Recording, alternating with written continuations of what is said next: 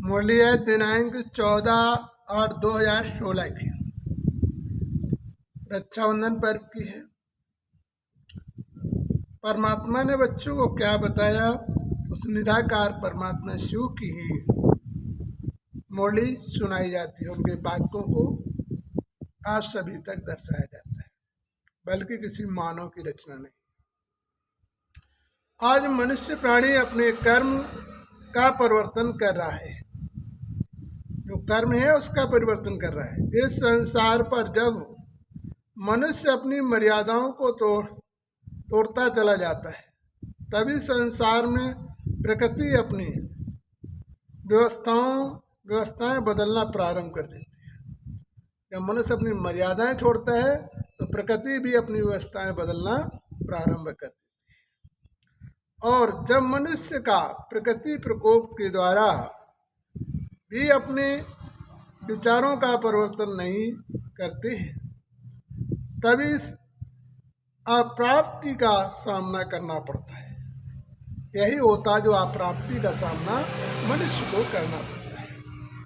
लेकिन परिस्थितियां आने पर भी उन परिस्थितियों से सीख नहीं लेता है। परमात्मा कहते हैं तुम्हारे जीवन में जो भी परिस्थितियां आती हैं, उन परिस्थितियों से तुम्हें सीख लेनी चाहिए, बल्कि परिस्थितियों के विपरीत नहीं चलना चाहिए।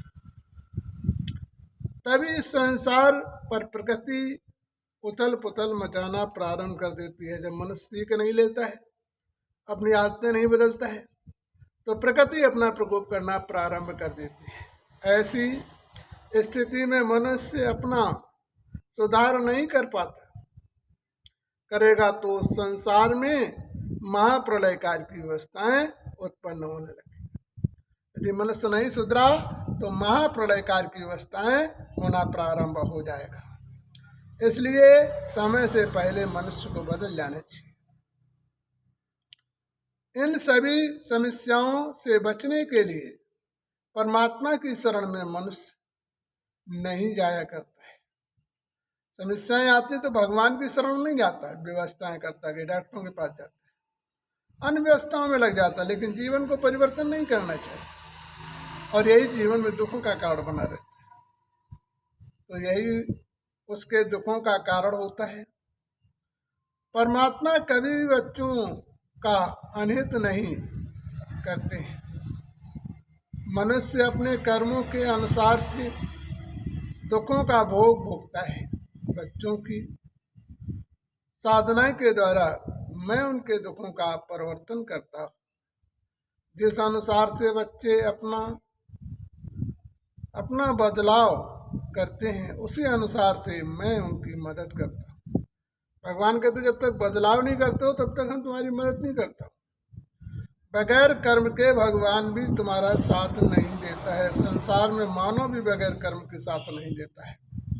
इसलिए कर्म प्रधान विश्व रच राखा, जो जस करे तस फल चाखा। इसीलिए जो है हमारी गीता में कहा कि कर्म ही मनुष्य का प्रधान है। कर्म का मतलब होता है मनुष्य कर्म करता उसे भी कर्म कहते हैं, अच्छे कर्म करता उसे भी कर्म कहते हैं। तो कर्म वो होता है जो सहायदे से किया जाता है, जिससे मानव जीवन को राहत मिले, तुम्हारी आत्मा को राहत मिले, किसी और को नहीं। तो हम आत्मिक दर्पण के अनुसार से कर्तव्य करेंगे। हम किसी के साथ बुरा न सोचें, हम किसी के साथ बुराइयों की तरफ न जाएं, अच्छा कार्य करना प्रारंभ करें, तो हमें दिक्कतें नहीं।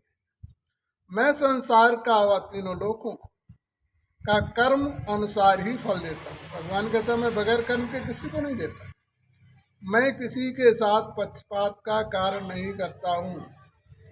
इसीलिए संसार मुझे न्यायकारी कहता है।